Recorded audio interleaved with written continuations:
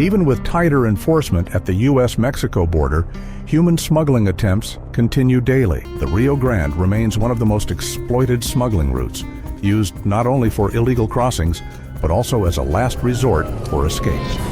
3B108, show me on a 1080 with a red Tahoe Chevrolet. It's gonna be a red Tahoe. It just hit a Jeep. We're on Mines Road, about to get to 35 new mine. 3B108, be advised, I see multiple subjects in the rear getting up and down.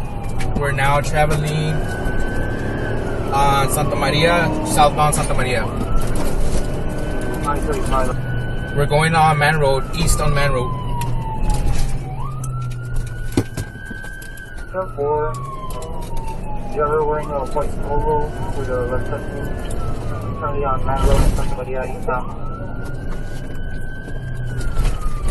We are going through the parking lot of Old Taco Palenque.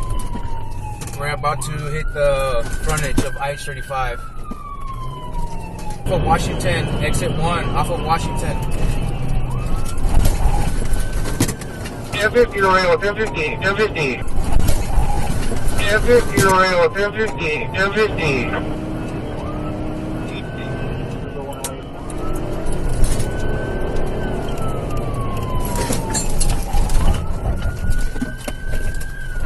We're preparing for splashdown. When the SUV found its way to the Rio Grande, the smuggler and 2 migrants bailed out and ran straight into the river. ¡Vente para atrás! ¡No puedes nadar! ¡Vente para atrás! Troopers could only watch as 2 of the unauthorized migrants successfully swam back to Mexico. Dale, ahí va para allá. The smuggler, however, began to struggle in the water. Let's go! Troopers deployed a rescue grab line, pulling him back to shore before he drowned. The smuggler was arrested and now faces multiple charges, including human smuggling, reckless driving, and evading arrest. Inside the abandoned SUV, troopers found 5 more undocumented migrants, all of whom were turned over to Border Patrol.